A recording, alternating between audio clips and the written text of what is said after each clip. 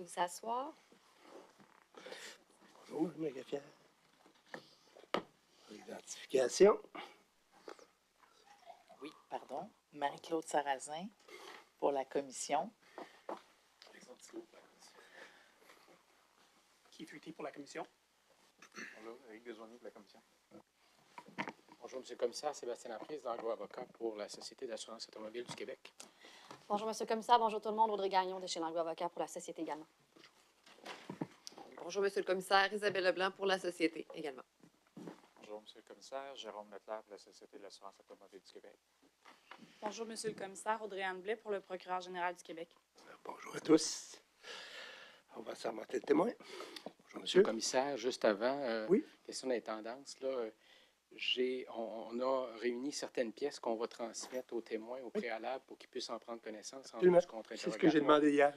Donc, conformément à votre demande. Oui. S'il y a d'autres pièces, évidemment, qui surgissent en cours de journée, là, on va faire le même exercice, mais je voulais juste vous en aviser par souci de transparence à l'égard de votre ordonnance d'hier. Parfait, ça va communiquer être avec le témoin. communiqué On avec fera Sarrazin. évidemment de même avec Maître Sarrazin. Absolument. Donc, comme j'ai dit, je vais être... Document que j'ai reçu hier. Assurément, c'est ce que je vous ai envoyé vers 21h. Merci. Parfait. Alors, bien évidemment, comme j'ai dit, je vais être élastique sur les délais et les règles de procédure. Ça va? Bonjour. Vous affirmez solennellement de dire la vérité et toute la vérité? Dites, je l'affirme. Je l'affirme. Vos noms et occupations? Yves Frenette, ancien vice-président de la Société d'assurance automobile du Québec et retraité maintenant. Merci, votre témoin. Donc, bonjour, M. Frenette. Donc, on reprend notre exercice. Je pose des questions, mais les réponses sont à l'attention du commissaire. En fin de journée, hier, on en était à la fin du dialogue compétitif où vous nous aviez expliqué qu'un comité d'experts avait été mandaté pour calculer le coût total de propriété qui va servir à déterminer laquelle alliance est la gagnante. Ou en tout cas, le chiffre qu'on met dans la machine à saucisses multiplié par le facteur K, etc., pour donner le vainqueur de l'appel d'offres. Pouvez-vous nous dire qui était sur le comité aviseur là, qui a calculé le CTP? Madame Hélène Olivier, de mémoire, et Francine Lépiné. Donc, Madame Hélène Olivier, c'est une conseillère, à l'époque, là, je pense, conseillère, elle n'est pas directrice encore, conseillère aux finances, et c'est une CPA de formation. Francine Lépiné, elle est directrice chez nous, CPA de formation, et supervisée par le bureau comptable Mallette, là. Donc, c'est ce que je comprends du comité technique. Et quels sont les liens entre ces deux personnes et le comité de sélection? Le lien... Est-ce qu'il y a un lien entre... Aucun. Puis est-ce que ces deux personnes-là ont accès à la documentation et aux délibérations du comité de sélection? Je crois pas. Donc, à la fin du dialogue compétitif, vous recevez comme responsable de l'observation des règles contractuelles, RORC, RORC, le rapport du CTP concernant le calcul du coût total de propriété, et vous recevez un autre document qui est une note du comité de sélection, qui est datée du 24 février 2017. C'est la pièce 28 P97, s'il vous plaît, Madame la greffière adjointe.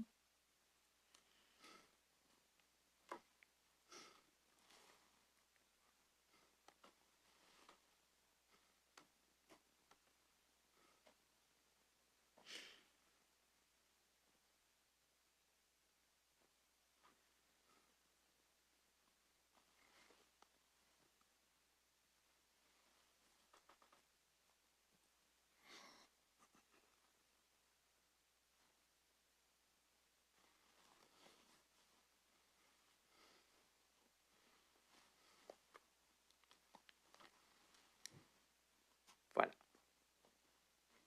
Donc, on voit, c'est une note au responsable de l'observation des règles contractuelles. 24 février, c'est bien le document dont on parle, et l'objectif est de faire part du déroulement et des résultats des travaux d'évaluation de l'étape G et recommander les éléments discutés avant la signature du contrat.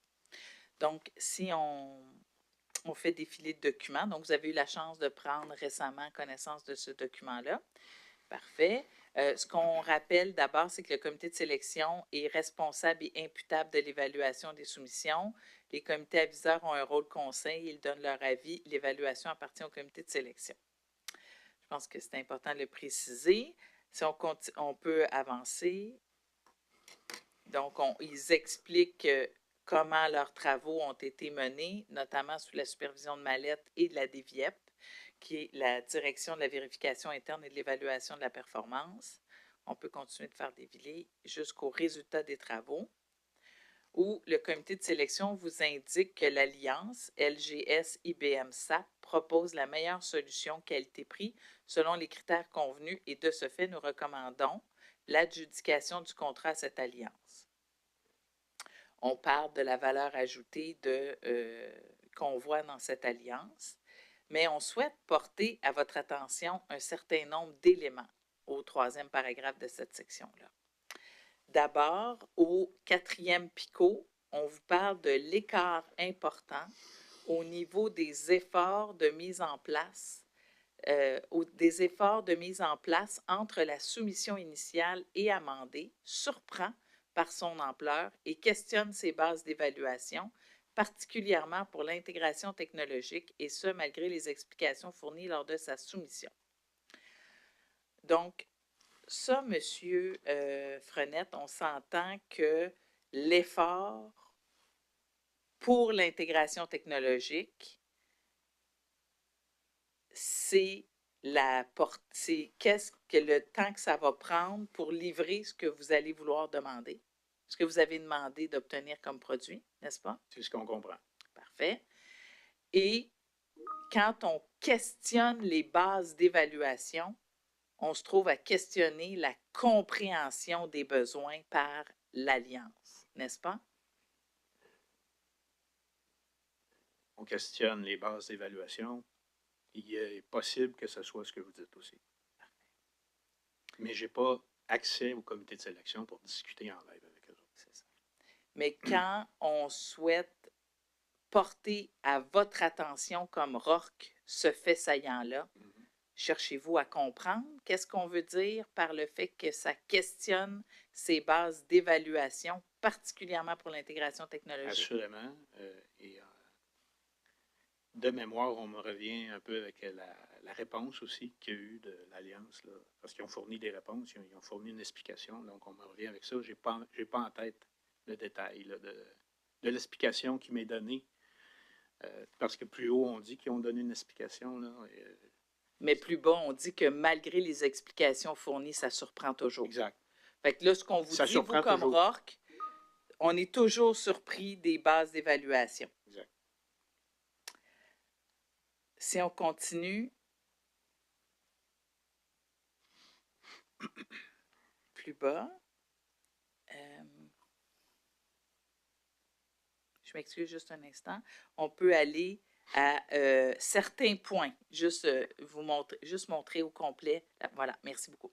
Certains points seraient à clarifier ou à revoir avant le début des travaux, notamment la réduction des efforts en intégration technologique de quelques 730 heures entre la proposition initiale et amendée. Donc là, la réduction des efforts, c'est 730 000 heures. Ce n'est pas anodin, 730 000 heures, n'est-ce pas? Non. La proposition d'implanter la livraison permis et immatriculation sans simulation. Et ce qui constitue un risque important pour la société car il s'agit d'un secteur direct à la population. J'ai bien compris votre témoignage, M. Frenette. Vous, votre préoccupation, c'est le client. Oui. Là, c'est le client là, qui va va subir les conséquences d'une réalisation du risque. Si le risque se réalise, oui. Je comprends que vous avez certainement constaté comme moi durant les témoignages que des gens de votre vice-présidence ont eu pour mandat d'analyser qu'est-ce qui s'était passé avec le système Phoenix au fédéral. Oui. Et le fiasco qui en est sorti. Mm-hmm. Êtes-vous d'accord avec moi qu'un des principaux enseignements de Phoenix, c'est que le fiasco est dû au fait qu'il n'y a pas eu de tests et de simulations avant qu'on appuie sur le bouton « En marche ». Je ne l'ai pas relu. Je vais dire oui. Là. C'est 17, je me souviens qu'il y a 17 recommandations, 17 constats. Le rapport Phoenix, je me souviens qu'il a été présenté au comité de direction, voire au comité de technologie aussi. Et, Est-ce que ça vous agace, ça, qu'on vous dit qu'on propose d'implanter la livraison sans simulation? mais oui, ça a été pris en compte dans l'évaluation de la qualité. C'est pas exclu qu'on puisse le faire par la suite. Là. Mais une fois qu'on a appuyé sur « On », quand on... Le contrat? Non, quand on a appuyé... Oui. Vous dites on peut l'ajouter au contrat après? On peut le contrat, parce que ici, là, le travail du comité de sélection est cristallisé. On comprend? Là, Non, mais répondez à ma question, s'il vous plaît. Je Oui, suis les après. directives du commissaire, là. Qu'est-ce qu'on peut ajouter après? Les tests? Ben, On peut l'ajouter dans le périmètre du contrat d'LG. si ça devient un risque important, oui.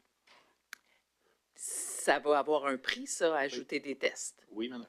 Et ce prix-là, il serait normalement entré dans la réalisation, n'est-ce pas? Dans les deux alliances.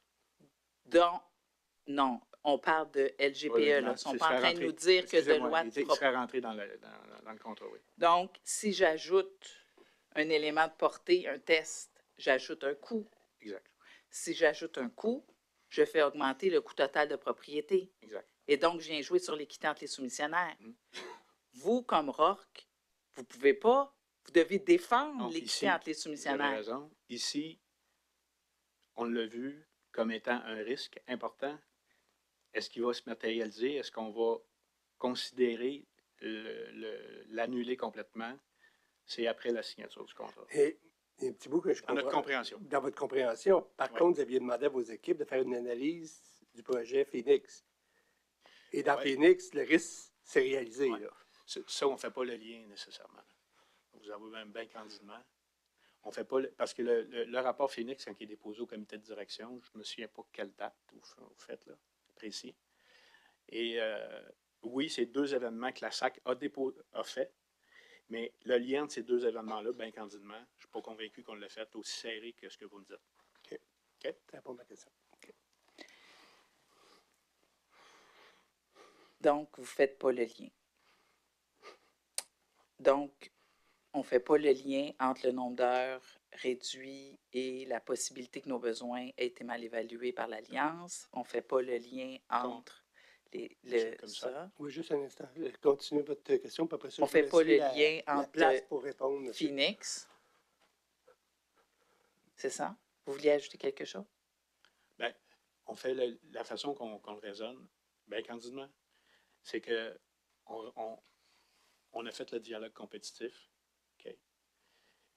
Ce qu'on nous a expliqué, ce qu'on nous a enseigné, c'est que le dialogue compétitif permettait, à tort ou à raison, mais c'est ce qu'on nous a enseigné, que Qui ça? On?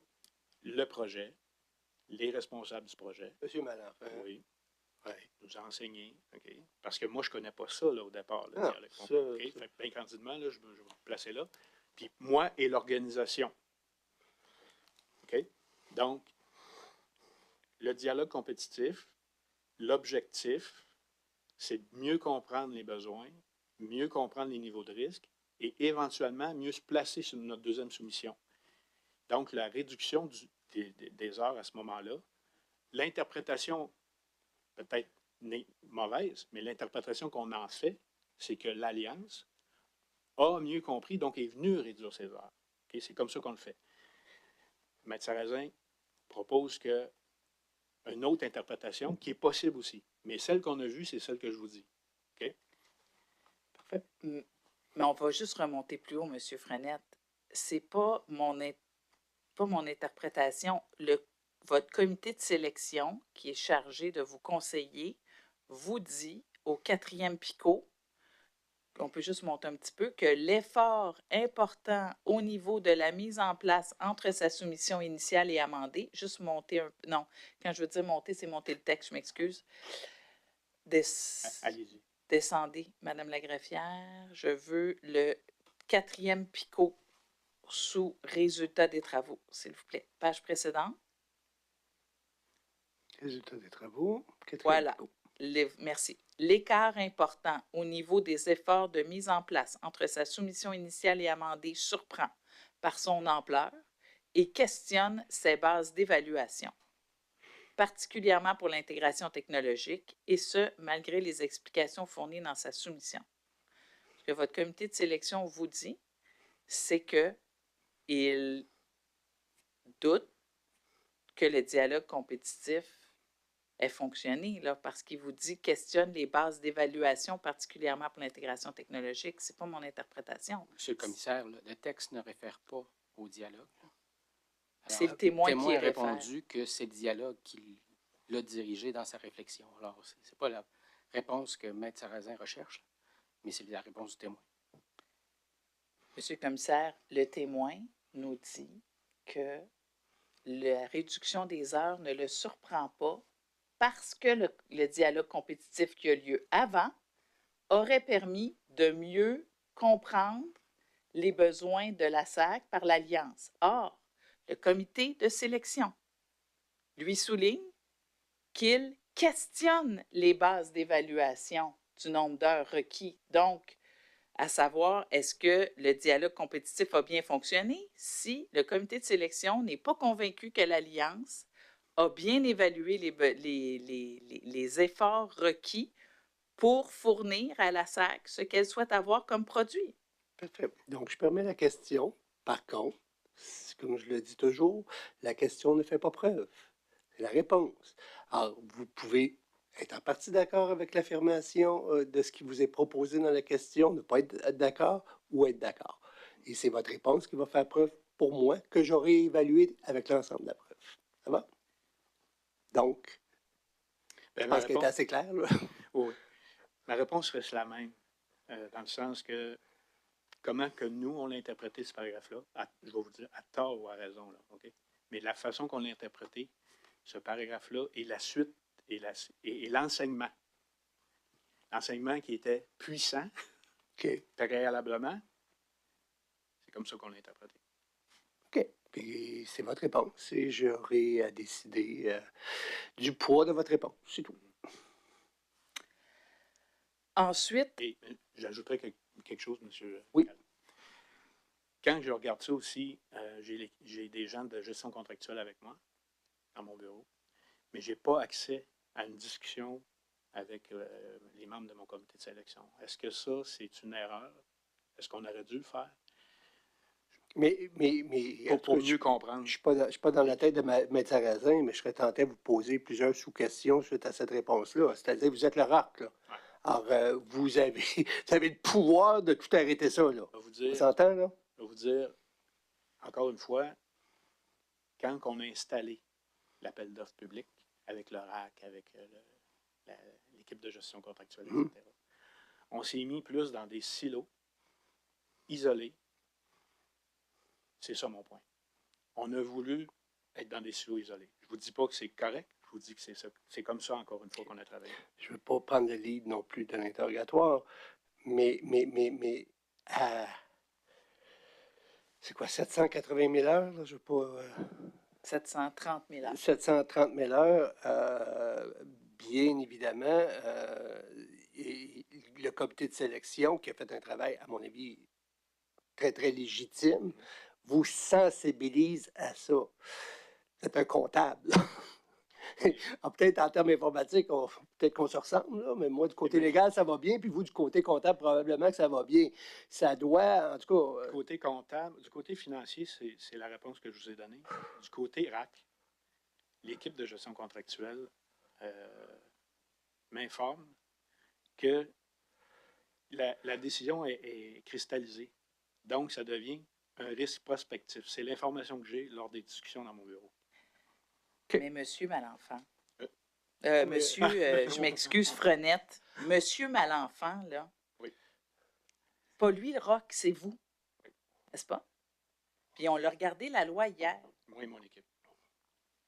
La loi demande à ce qu'une personne assume la responsabilité. C'est ce qu'on fait. C'est ce qu'on fait. Et la politique demande à ce que ce soit un dirigeant qui relève directement du plus haut dirigeant de la société. Pourquoi? Parce qu'on veut que cette personne-là ait accès au frein à bras, non? Au frein à main de la voiture pour arrêter en cas de problème, n'est-ce pas? C'est ce que vous comprenez aussi du sens de la loi et du rôle du Oui, responsable de exactement. l'observation des règles contractuelles? Oui. Parlons de silos. Les silos, est-ce que c'est un silo ou c'est une course à relais? Parce que le comité de sélection, lui, est-ce qu'il a le pouvoir de dire « Nous, on pense que la soumission n'est pas valide ». Hein, le comité de sélection, lui, doit appliquer les critères qu'on lui a demandé d'appliquer, n'est-ce pas? Oui. Le comité CTP, lui, son mandat, c'est de vous calculer le coût total de propriété. Exact.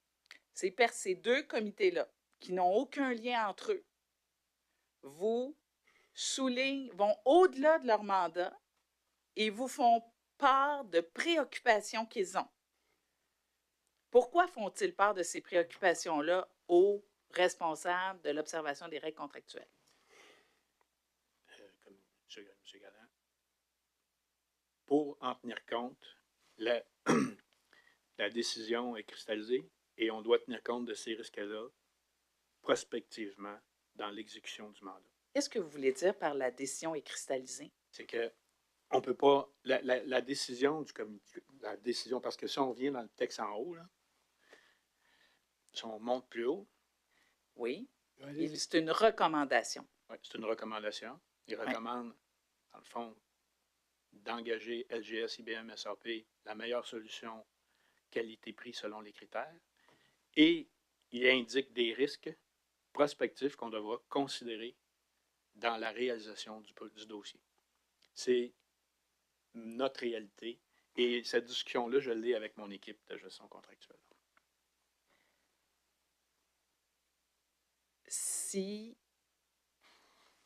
Donc, votre témoignage, c'est que on vous adresse des rapports, on vous souligne des choses à vérifier, on vous fait part de préoccupations, mais vous, comme responsable de l'observation des règles contractuelles, vous n'avez aucun pouvoir pour faire quelque chose avec cette information-là. C'est ça votre témoignage? En fait, M. Galland, c'est qu'on m'indique que c'est des risques prospectifs et on m'indique aussi, de mémoire, on m'indique aussi qu'il y a deux choix. Arrêter l'appel d'offres. Ce qu'eux autres ils justifient mal l'équipe de gestion contractuelle, considérant les dialogues, considérant tout ce qu'on a fait depuis le début, considérant les travaux, les besoins, etc. Donc, c'est difficilement justifiable. L'autre avenue, c'est une proposition anormalement basse, de mémoire. Et ce qu'on me dit à 450 millions, ça aussi, c'est difficile à faire atterrir. Donc, on vient sur la notion de risque prospectif. On va je vais faire un bond là-dessus. Là. Vous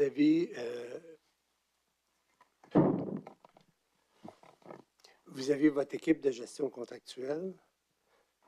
En tout cas, on a entendu quelques personnes ici. J'ai eu la chance, je les ai entendues sous serment. Ce semblent des gens très compétents. Exact. Qui prennent la peine d'attirer votre attention là-dessus. En quoi ils n'ont pas le portrait global? Je ne veux pas mettre des mots dans votre bouche. Vous avez dit quelque chose. Peut-être juste justifier là-dessus. En tout cas, c'est votre équipe d'experts. À moins que vous qualifiez que c'est des deux de pique, puis c'est pas ça. C'est pas ça. C'est vraiment des experts qu'on a. On a entendu ici, là, puis... je peux pas me rappeler lesquels sont venus, assurément Vicky Maranda. Là, mais... Ouais. Et la discussion, est-ce que vous leur dites, je comprends ce que vous me dites, mais on y va pareil, là. Je peux pas arrêter ça, là. Non, je vous confirme que non. Okay. C'est pas comme ça. Non. Je suis pas formé. En fait, je m'impose pas. On fait plus constater. Okay? C'est pas ce que vous dites, c'est non. La posture n'est pas celle-là. Non. La posture n'est pas celle-là. C'est quoi la posture? La posture, c'est que c'est une posture d'échange, d'écoute, des possibilités, et on revient sur la conclusion que je vous ai dit. sur le fait que ça devient... On va gérer les risques. C'est un risque prospectif à gérer, considérant l'enseignement sur le dialogue, son impact, et là, on semble voir qu'il y a eu... L'enseignement donne raison. À ce moment-là, c'est comme ça qu'on avance dans le dossier. Quel enseignement donne raison? L'enseignement sur l'impact du dialogue, l'impact que pourrait avoir un dialogue compétitif, c'est-à-dire une meilleure compréhension des besoins, une meilleure gestion des risques. Donc, une meilleure alignement et prise de risque par l'Alliance.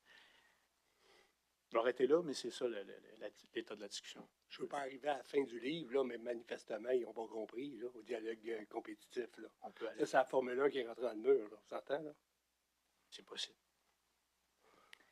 On va continuer les faits saillants que le comité de sélection tient à porter à votre attention. Donc, si on peut... je ne sais plus s'il faut dire monter ou descendre, là, mais je veux voir plus de picots, s'il vous plaît. Donc, on va descendre, s'il vous plaît. On était là. Voilà. Donc, on vous dit la réduction de 730 000 heures. Une livraison sans simulation.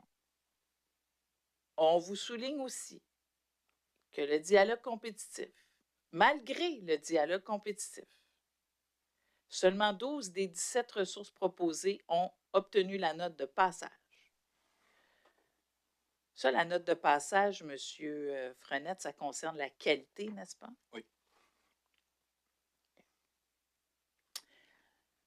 L'Alliance prévoit une contingence de 7 % alors qu'elle est de 15 à 20 % dans l'industrie en général. Ça, c'est la même chose que vous a souligné le comité CTP, n'est-ce pas? C'est le CTP qui l'a souligné. C'est reporté du CTP dans le rapport. Vous m'avez dit qu'il n'y avait pas de lien entre le comité du CTP. Pas de lien. Ils ont eu accès au rapport, nécessairement, pour écrire quelque chose comme ça. Mais c'est quand même eux qui rappellent que c'est important. Ouais. C'est le deuxième groupe qui le souligne. Mais oui, mais le point appartient au comité de CTP. Là.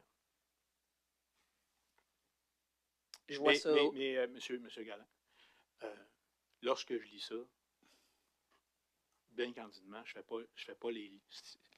Autrement dit, je le prends pour acquis que c'est le comité de sélection qui l'a vu. Je ne fais pas le lien.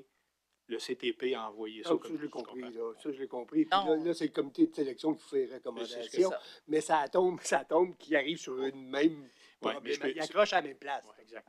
Et je pense que... C'est ça. Puis, pour l'autre PICO aussi, là, c'est la deuxième fois que vous voyez ça. Là. Le taux horaire de 256 $ pour la réserve de travaux complémentaires est très élevé par rapport au taux horaire initial de 89 $ et au taux horaire de 134 $ pour les travaux de réalisation. Pour les mêmes travaux, le compétiteur proposait un taux horaire de 151 $.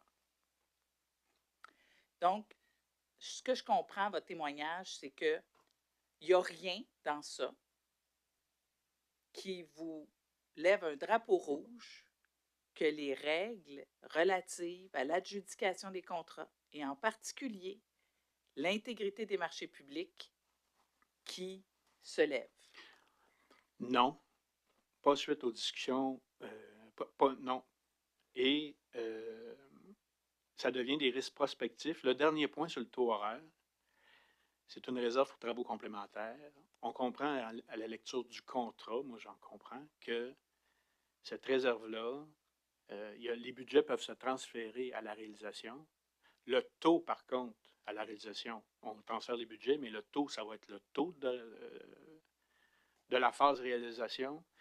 À la fin, quand la SAC a construit son actif et a géré son changement, c'est-à-dire est capable, possède les capacités de gérer la solution, à ce moment-là, il reste une réserve pour travaux complémentaires. Est-ce qu'on doit absolument travailler avec l'Alliance pour la suite des choses ou arrêter là? Donc, ça devient une réserve pour travaux complémentaires non obligatoire à ce moment-là. Donc, c'est les discussions qu'on a en entour de la table là, du ROC à ce moment-là. Donc, ça devient, pour le ROC, Ça Ouais, devient obligatoire, par contre, c'est des drapeaux rouges, ça devient obligatoire que c'est des risques qui vont devoir être considérés le plus rapidement possible. Mais au-delà des risques, êtes-vous d'accord, vous là, qui êtes à la société depuis plusieurs années, que vous êtes, vous êtes un VP d'une grosse vice-présidence, vous avez la gestion contractuelle qui est en ligne avec vous, etc. Êtes-vous d'accord avec les... Peu importe là, que c'est des risques prospectifs, êtes-vous d'accord avec pas l'autopsie, mais les conclusions que le comité vous fait? C'est quand moi, je vois le chiffre là, est très élevé, là, moi, quand un de mes employés m'emmenait un très élevé, généralement, là, je regardais ça avec... je mettais mes petites lunettes. C'est ce que j'ai fait. Maintenant, les discussions en ce qui concerne le contrat, l'information qu'on partage, c'est que le projet est cristallisé. Si on veut sortir de là, c'est-à-dire rencontrer l'Alliance, par exemple, une option, et de jouer sur les paramètres, ça, c'est pas possible. Parce que c'est comme commencer mes backtrack, comme à reculons l'appel d'offres. L'autre option, c'est d'arrêter l'appel d'offres, comme je l'ai dit tantôt. Et à ce moment-là, ce qu'on lit, c'est plutôt c'est la meilleure qualité au meilleur coût et qu'il y a des risques prospectifs. Et on jase, là, à ce moment-là, là, OK, plan de pérennité, les années passent, on est rendu en 2017, Ouais. on a notre éditeur, on a notre intégrateur. Est-ce que je me trompe en disant, pour la SAC, c'était pas une option d'arrêter ça là? C'était pas une option d'arrêter. C'était pas une option, ouais. Puis le plan de pérennité a ramené son lot d'enjeux, là, quand on compare le plan de pérennité, qu'on n'a pas vécu parce qu'on l'a arrêté. Donc, mais on est rendu à vouloir passer à l'autre étape. Malgré ces risques-là.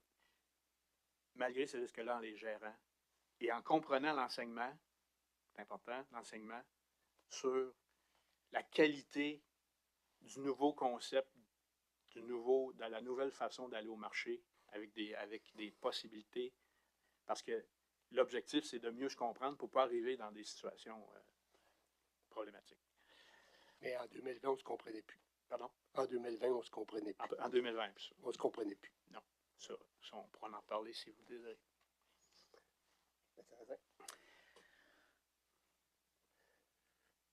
Donc, vous avez des risques prospectifs. Mais parlons-en des risques prospectifs, c'est que les deux comités, le comité CTP et le comité de sélection, vous dit qu'il faut clarifier ces éléments-là avant le début des travaux. Donc, ça suppose après que le contrat soit adjugé. Oui. Mais comment peut-on venir modifier un taux horaire après l'attribution du contrat?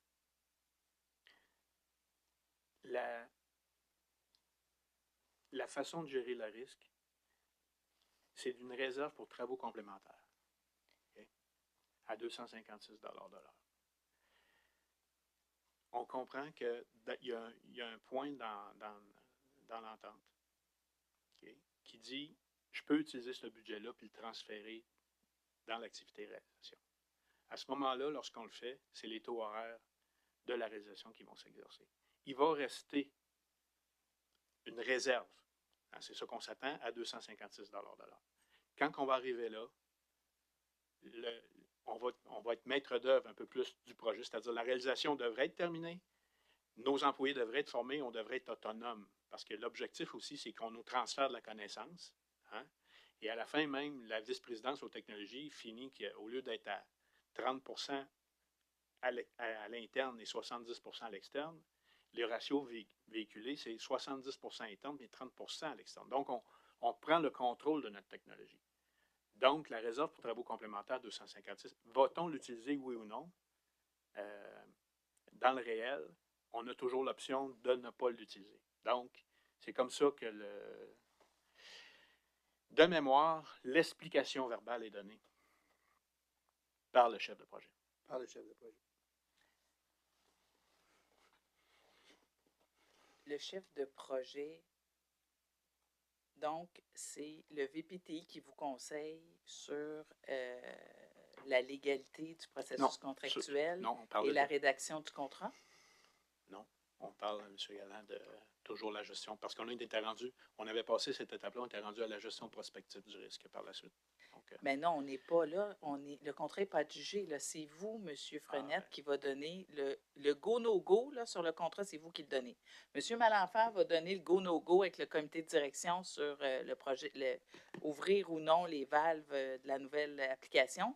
Mais le go-no-go commissaire. sur le contrat, c'est vous. Avec Oui. votre permission, la question induit en erreur le témoin juridiquement. Le rôle du RARC, c'est pas de donner le go-no-go au projet. Là. Alors, C'est pas ça que j'ai dit, Maître Laprise. C'est pas ça que j'ai compris. Reformuler, là, on va... Vous, M. Frenette, là, quand vous recevez les 2 rapports, on n'est pas dans le prospectif. On est dans l'actuel. C'est vous qui gérez ce risque-là et vous avez le pouvoir de dire « Je pense qu'il y a trop de risques d'identifier. On ne devrait pas adjuger le contrat. » C'est vous qui l'avez, ce pouvoir-là, entre les mains.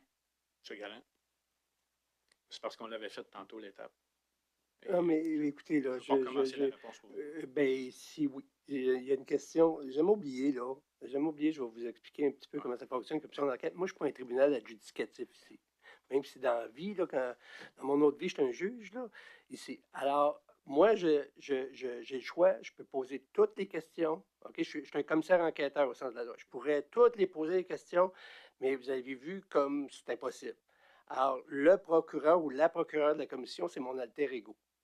À moins qu'il y ait une objection fondée, effectivement, que sur induire un témoin en erreur, etc., où est-ce que je vais trancher. Mais si le procureur la procureure pense qu'elle n'a pas eu la réponse souhaitée, elle peut revenir à la charge. Comme ça va être permis également aux avocats de la SAC, quand ils vont vous contre-interroger, de faire la même chose. Comprenez? Alors, mais le procureur de la commission, c'est pas comme dans un tribunal où est-ce que j'ai 2 parties devant moi. Là. C'est pas un tribunal adjudicatif, je le répète. Alors, c'est mon alter ego là, qui pose des questions. Alors, j'exige des réponses. C'est bon? Vous êtes à l'aise, pas de problème. Parfait. Donc, dans mon rôle de RAC, quand je regarde cette note-là, okay, je reviens sur le fait que l'exercice de sélection est cristallisé. Je parle des résultats de nos discussions que j'ai eues avec mon équipe de gestion contractuelle. Les éléments que là deviennent des risques prospectifs. C'est ce qu'on a dit tout à l'heure, puis on l'a expliqué. Quand j'arrive après ça, dans mon rôle, là, on dit, quand on va arriver plus tard dans la gestion des risques prospectifs, on n'est pas ce contrat. On n'est pas ce contrat-là. Et c'est l'explication que j'ai donnée sur le taux de 256 puis les travaux complémentaires sont dans un exercice de gestion du risque post-contrat et moins dans un rôle de RAC à ce moment-là. Mais vous avez dit 2 choses par rapport au taux horaire de 256 $. Vous avez dit, d'une part, c'est un montant, la réserve de travaux complémentaires, que je peux remonter dans l'enveloppe de réalisation, mais au taux horaire de réalisation, donc ce n'est pas un enjeu. Puis vous dites, mais c'est aussi une réserve que je ne suis pas obligée d'utiliser. C'est quoi? Parce que, dépendamment c'est quoi, ça n'a pas le même impact sur l'égalité entre les soumissionnaires. Si je suis capable de remonter la réserve complémentaire dans la réalisation, je vais donc augmenter le coût total de propriété dans les faits de l'alliance LGS-IBM, n'est-ce pas? Ce que j'expliquais hier, c'est le testing du taux moyen qui est venu nous conforter, à tort ou à raison, dans le CTP. Mais le CTP, est-ce qu'il a été calculé au taux moyen ou il a été calculé au taux dans la soumission? Il a été calculé au taux dans la soumission, mais il y a quand même dans leur analyse, il y a un point sur, on va l'appeler l'analyse de sensibilité, là, parce que ce n'était pas le calcul du CTP, la sensibilité. Et il y a un point assez important et majeur, c'est le calcul du taux moyen de la recette de IBM-LGS versus la recette de Deloitte. Mais si ça avait été un taux de sensibilité de l'équilibre de la soumission, il aurait fallu aller jusqu'au bout puis recalculer le CTP avec le taux moyen, n'est-ce pas? Reposez votre question. Si le test de sensibilité avait vraiment été un test de sensibilité pour s'assurer de l'équilibre de la soumission, n'aurait-il pas fallu calculer le CTP aussi au taux moyen? Placé dans ma chaise aujourd'hui, je vous dirais oui. Oui. Parfait. Mais avec les événements prospectifs qui se sont passés. Donc, ce serait assurément à réfléchir pour des points d'amélioration. Fait que- Mais le RAC, à ce moment-là, fait affaire avec la recette prévue. OK. Mais vous, M. Frenette, là, vous êtes un féru de la gestion par les risques, hein, si j'ai bien compris. C'est le propre de votre formation. C'est correct, là, c'est pas un reproche. C'est ça, c'est comme ça que vous faites ça. Là, on se retrouve en 2017. On a vu hier que vous avez dû, de 2015 à 2017, justifier au moins 40 décisions de nature contractuelle par la présidente chef de la direction en marge de la loi sur les contrats avec les organismes publics. Vous avez dû lui justifier d'utiliser un pouvoir extraordinaire qu'elle avait pour au moins 40 contrats. Vous essayez une nouvelle formule d'adjudication avec le dialogue compétitif. Vous allez chercher les recommandations de 2 comités indépendants, un sur le calcul du CTP, un autre sur le comité de sélection, qui vous soulignent les 2 mêmes éléments, c'est-à-dire la contingence qui est anormalement basse, en fait 3 choses, la réduction des efforts et un taux horaire qui est anormalement différent entre réalisation et post-réalisation. Et ces éléments-là ont un impact sur le prix. Vous ne trouvez pas, à ce moment-là, que vous commencez à avoir beaucoup de drapeaux rouges de levée? Il y a des drapeaux rouges de levée et on est dans une situation, dans un dossier innovant et comportant des zones de risque. Je suis à l'aise avec ce que vous dites. Depuis le début, ça demande une gestion, la prise de risque, je vais aller comme ça, en 2015, 2016, 2017. Il y a une prise de risque différente de la prise de risque habituelle, considérant l'enjeu de ce dossier-là et le fait que c'est un dossier innovant, qu'on n'a jamais fait, qu'on est dans un projet pilote, que c'est une nouvelle façon d'aller au marché, etc. On peut tout refaire la nomenclature de ce qu'on a dit depuis le début. Fait que je ne peux pas être contre que je suis d'accord avec ce qui est mentionné. Mais qui, ultimement, peut autoriser une telle prise de risque par la société? Dans le temps, si on prend depuis 2015, les risques, on a vu que les risques qui sont pris au fur et à mesure, c'est des risques qui sont pris par l'organisation, je dirais le comité de direction, dans un premier temps, sont amenés vers le conseil d'administration et cette prise de risque-là est gérée par ces 2 entités-là principalement. Est-ce que le rapport du comité de sélection a été déposé au conseil d'administration? Non. Il n'a même pas été déposé à la DVIEP, si je me rappelle bien, le témoignage de M. Pelletier, n'est-ce pas? Écoutez, vous avez plus d'informations que moi là-dessus parce que j'étais dans mon silo. Mais vous êtes d'accord que ça n'a pas été déposé au conseil d'administration, le rapport du comité de sélection? Non, ça a été traduit en risque éventuellement dans les... Le rapport du CTP, ça n'a pas été déposé au conseil d'administration? Non plus. Ça a été traduit en risque? C'est ça. C'est la traduction, c'est le langage Qui avait la responsabilité de traduire en risque ces 2 intrants-là? La façon qu'on a fonctionné, le RAC est dans son silo. Là, ce rapport-là, il est signé là, par les membres du comité de sélection. Même celui sur le CTP, je crois qu'il est marqué dessus strictement confidentiel. Alors, la règle qu'on s'était donnée pour le RAC, qui était convenue dans l'organisation, c'était que le RAC ne communiquait pas avec le projet. Communiquait pas. Mais la courroie de transmission, c'était par l'équipe de gestion contractuelle. Par exemple, lorsqu'il y a eu le dialogue, la préparation du dialogue compétitif, il y a des éléments qui devaient être considérés, qui étaient nommés par le comité de sélection, mais qui devaient être considérés pour le dialogue. L'équipe allait porter les informations dans le projet. Dans le cas qu'on se parle ici, dans les analyses de risque, on voit que le projet, la direction de la gestion contractuelle a informé le projet pour la suite des choses, des éléments. Maintenant, je ne peux plus vous confirmer, je n'ai pas de détails. Mais la courroie de transmission de l'information, ce n'était pas via l'ORAC, c'était via l'équipe de gestion contractuelle, parce que l'ORAC, on l'avait isolé pour empêcher toute communication indue dans l'organisation, dans le silo. Monsieur Frenette. Oui. Vous siégez au comité de direction du projet? Oui. Vous siégez au comité de direction de l'organisation? Oui.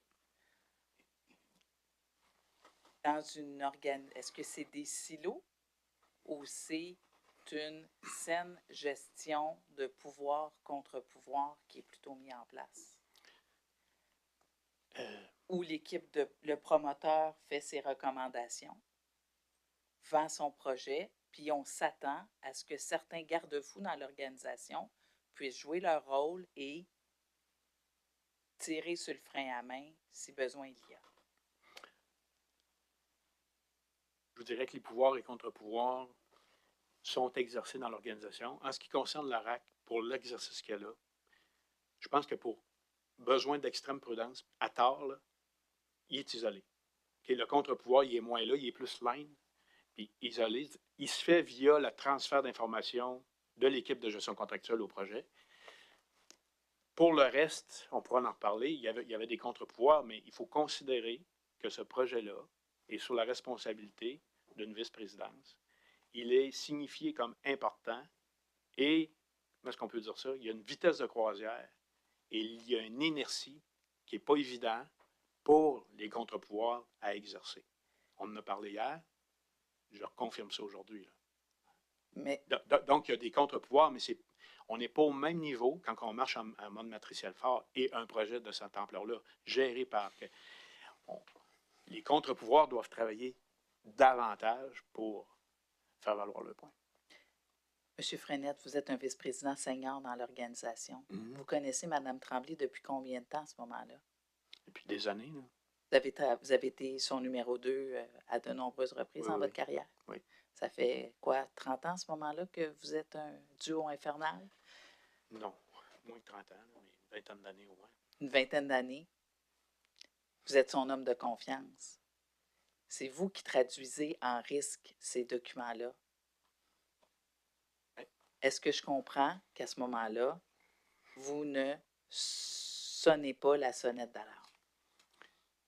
C'est moi qui traduis en risque. Les risques, on les a regardés hier. L'équipe est composée de plusieurs personnes. Je suis responsable de déposer ces rapports-là et d'avoir une discussion franche avec le comité de direction. Et ces risques-là sont transportés dans le projet. Donc, c'est comme ça qu'on fonctionne. Le langage est par la gestion de risque. Avez-vous eu la réponse à votre question, M. Non, le commissaire, ou je continue? Non, mais est-ce que je comprends, puis j'ai peut-être totalement tort, là, c'est parce que ça m'a embrouillé un peu, là.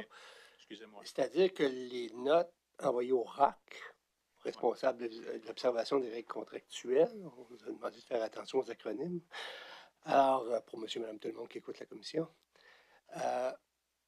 est-ce que je comprends que ces notes-là sont restées à votre niveau? Je comprends qu'elles n'ont pas été au CA, mais est-ce qu'elles ont été minimalement transmises à Mme Tremblay? Non, pas de mémoire. Et pourquoi? Ce qu'on avait comme... Si ça s'est fait à Mme Tremblay, c'est pas par une note, c'est verbalement. Mais je ne me souviens pas de ça. Ce qu'on faisait, c'était que l'équipe de gestion contractuelle envoyait l'information et le rapport ou le suivi de la gestion se faisait via notre façon de communiquer entre nous, c'était par le rapport de la gestion, le rapport d'analyse de la gestion. Je reviens à ce que j'ai dit. Oui. Mme Tremblay est la plus haute autorité. Mme Tremblay, elle est imputable. Il y a des risques importants. Je ne mets pas de mots dans votre bouche, c'est ce que vous m'avez dit. Il y a des risques importants. Vous pensez que vous allez les résorber, mais ils sont importants. Et vous ne jugez, vous ne croyez pas nécessaire d'informer la plus haute autorité? On en a discuté. Quand? Mais c'est Comment? parce que lorsqu'on atterrit le risque, OK, on discute de ça, des risques prospectifs. Il y a une présentation sur l'ensemble de l'appel d'offres et des résultats. Mais je ne peux pas confirmer. De mémoire, je ne peux pas confirmer. Je n'ai pas de document qui rentre dans le bureau de Mme Tremblay officiellement. Est-ce qu'on en discute? Probablement que oui. Je n'ai pas souvenir. Je n'ai pas le souvenir. J'aimerais ça l'avoir, je ne l'ai pas. Pour vous le confirmer Le officiellement. problème, c'est quand on n'a pas d'écrit. Hein? Oui, on n'a pas d'écrit. Continue, Maître Sarrazin. Merci. Dans tous les cas, la présidente et chef de la direction va recommander l'adjudication du contrat au conseil d'administration. Oui. En février. Et donc, sans caveat, sans nuance, on recommande l'adjudication. Vous allez dire? En mai. En mai, de mémoire. En février. En mai, peut-être, en début 2017. Non, mais en mai, parce qu'il y a eu l'étape de discussion contractuelle, il y a eu l'analyse de risque aussi. Je reviens sur l'analyse de risque. Je ne veux pas vous accabler avec ça, mais l'analyse de risque qui suit ça. Et c'est avec tout l'ensemble de ces documents-là que la décision est prise. Mais l'analyse de risque, là, il y en a eu énormément. Là. Y a-t-il des décisions qui ont été prises compte tenu des risques qui ont été soulevés? Oui, par exemple, oui, il y en a eu tout au long du processus. Oui? Oui, la réponse est oui. OK. On va les regarder chemin faisant. Puis, juste donc, la présidente, chef de la direction, recommande l'adjudication du contrat, mais jusqu'à maintenant, à chaque fois qu'elle avait fait une telle recommandation, elle avait eu une note avant de la gestion contractuelle. Fait que là, ce que vous dites, c'est qu'il n'y en a pas eu de note cette fois-ci. Pour le contrat le plus important du processus d'acquisition, il n'y a eu aucune analyse de déposé qui résume le CTP, qui résume le rapport de mallette sur le processus d'adjudication, de la DVIEP. Il n'y a pas personne qui fait un résumé de tout ça, puis qui dit à la présidente, chef de la direction, voici l'état de la situation, et pour toutes ces raisons, on vous recommande de recommander l'adjudication du contrat au conseil d'administration. Il y a eu des rapports qui ont été produits. Ce qui n'a pas été produit, c'est les résultats précis. Mais qu'on a fait le CTP, qu'il y a eu le comité de sélection, qu'il y a eu des éléments mentionnés par le comité de sélection, tout ça fait partie des éléments qui ont été... et il y a eu des rapports de risque, puis il y a eu des rapports d'état de situation là, des différentes parties prenantes de l'organisation. Il y en a même eu, juste avant la signature du contrat, il y a eu des rapports aussi de soumis sur toute l'étape de discussion contractuelle. Donc, il y a eu différents rapports, mais il n'y a pas eu, ce que je vous dis, il n'y a pas eu les résultats précis, ni son point inclus. Ce qui est dit, c'est plutôt la résultante que le travail a eu lieu par le CTP, que le travail a eu lieu par le comité de sélection, que les informations ont été transmises, etc. C'est des choses comme ça qui ont été dites. Donc, ça reste à un niveau exécutif où on ne peut pas voir directement le transport des paragraphes que vous m'avez montrés, du comité de sélection, vers les rapports, vers chez Nathalie Tremblay. Puis ça, normalement, c'est vous qui aurez signé ce rapport-là au comité de direction pour que le comité de direction puisse prendre la décision? C'est les rapports qui ont été transportés. Il y en a, c'est par l'équipe de gestion contractuelle dans les risques. Et il y a eu aussi un rapport de Mme Sylvie Chabot pour l'étape de discussion contractuelle. Il y a eu aussi tout un grand rapport qui a été Mais moi, ce que je veux savoir, là, parce que, M. le commissaire, je vérifie avec Maître Thibault, là, puis on fait appel à l'équipe, on ne semble pas avoir de telles recommandations là, dans les documents. Fait que j'essaie juste de préciser, voir si vous souhaitez prendre un engagement. Si je peux prendre un engagement puis aider les procureurs de la SAC à vraiment retrouver le document. Là, donc, le document dont je parle, précis, le document dont je parle, c'est le document quand on prend une décision, il y a toujours le document d'analyse de risque, là, OK? Qui est joint avec, où il y a une présentation d'analyse de risque de chacune des étapes. Et à la fin, il y a un rapport complet de tous les risques qui ont été gérés dans l'organisation. Il manque à ça le bout discussion contractuelle. Il y a un autre rapport qui va rentrer par la suite. Mais avant d'entreprendre la discussion contractuelle, vous avez décidé de vous y engager. Hein? Parce que moi, ce que je comprends, c'est qu'il y a eu le dialogue compétitif. Il y a eu une deuxième soumission révisée qui a été proposée par les deux alliances, qui ont été analysées par le comité de sélection et le comité CTP. C'est ce que vous avez, ce qu'on vient d'examiner. Là, après ça, il y a eu la décision d'un gagnant, qui est LGS-IBM. On s'est engagé dans des discussions pour préciser certains éléments contractuels, voire réécrire le contrat. Ça, c'est un autre. Je vais laisser ça à d'autres collègues ou à un autre jour. Puis, ultimement, on a signé le contrat. Si je me fie à la journée d'hier de ce qu'on a mis en preuve, c'est soit comme responsable de l'observation des règles contractuelles, vous confirmez que le contrat peut être adjugé, soit vous jugez que vous avez besoin de l'autorisation de la PCT, vous lui écrivez une note. C'est quand même un contrat risqué, on l'a dit, à la suite d'un processus d'adjudication risqué. Ce que l'on cherche à savoir, c'est est-ce que vous avez comme ROC colligé toute l'information qui vous avait été adressée pour faire une recommandation, soit au comité de direction du projet ou au comité de direction de la société, pour soutenir les discussions qui allaient à terme permettre à la présidente et chef de la direction de faire une recommandation au conseil d'administration. Est-ce que ça a été fait? Le moyen, c'est le rapport d'analyse de risque qui est fourni au comité directeur, au comité de projet, là, à chacune des étapes. Donc, la réponse, c'est non, M. Frenette, parce que je vous ai demandé s'il y avait un rapport qui avait été remis au comité de direction du projet sur lequel vous siégez ou au comité de direction de la société. Il y a un rapport. La façon qu'on avait de communiquer, c'était par le rapport d'analyse de risque qui était produit. Il n'y a pas eu, comme de l'habitude, une note ROC à la présidente et chef de la direction sur OnePay. Pourquoi?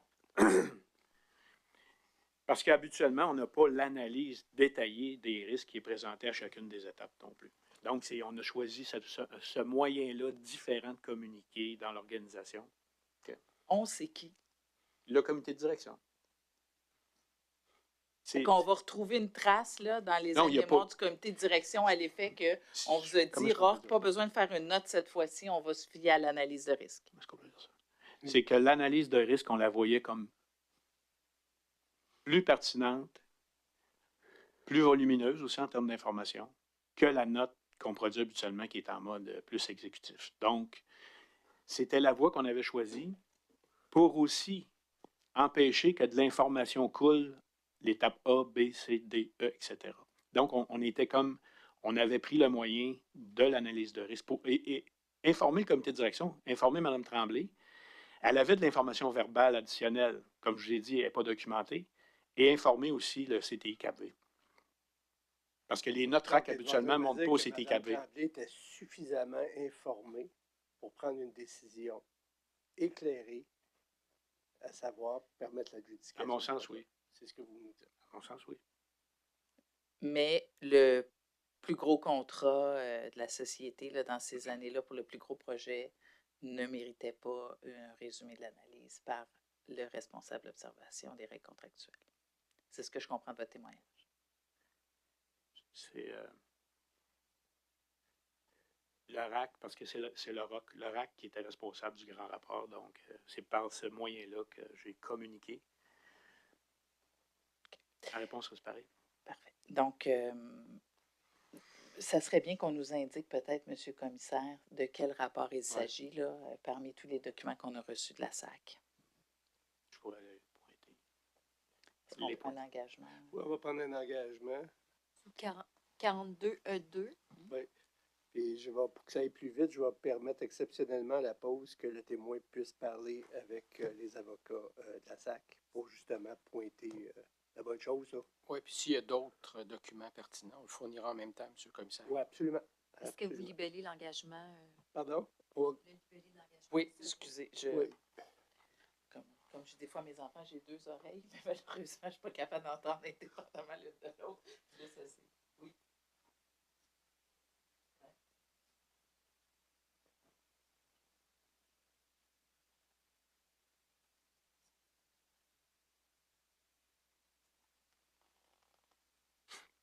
OK. Donc, le premier engagement vise le rapport de risque Ouais.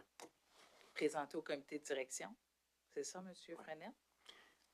Il y a un Au, autre. sou- Il y en a au- d'autres. au soutien de l'adjudication du contrat. Au-dessus. Ce que Au- Maître au- Thibault me disait. Oui, allez-y.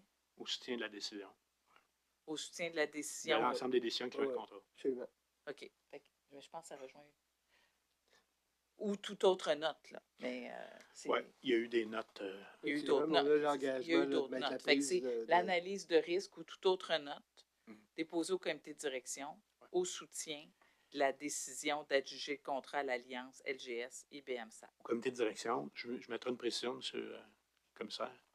Lorsqu'il y a eu la discussion contractuelle, puis qu'il y a eu la décision d'aller signer, là, qu'on signait, après cette étape-là, je ne suis pas convaincu que c'est un comité de direction en bonne et due forme, mais c'est un comité où Mme Tremblay est là, les avocats externes, etc. Et il y a une note. Vous comprendre, moi, j'ai besoin de savoir ce que Mme Tremblay Pour ça, savait. OK, exact. Alors, c'est clair. Ça. C'est bon. Donc, Alors, monsieur, peut-être juste demander à Mme Lagaffière de voir là, qu'est-ce qu'elle a compris de. Juste avant. Mme Lagaffière, pouvez-vous relire l'engagement? Moi, j'ai compris le rapport de risque présenté au comité directeur au soutien de la décision d'adjuger le contrat à IBM ou LGS ou toute autre note. On voit ça? puis, donc, pour compléter, je pense, les procès-verbaux ou aide-mémoire du comité de direction où ces documents auraient été déposés. Parfait. Donc, ce sera un autre engagement, là, parce qu'il est assez long. Là. 42E3. C'est ça. Donc, l'ensemble des procès-verbaux ou notes. Après ça, monsieur le commissaire, on entre dans la phase de réalisation. Fait qu'est-ce que voulez-vous qu'on prenne la pause du matin? On cherche les documents, puis on pourra Oui, peut-être clore. exceptionnellement, là, compte tenu il va y avoir beaucoup de documents, etc. Donc, ça va être 30 minutes de pause. 30 minutes de pause, parfait. Parfait. Merci. Ça va permettre également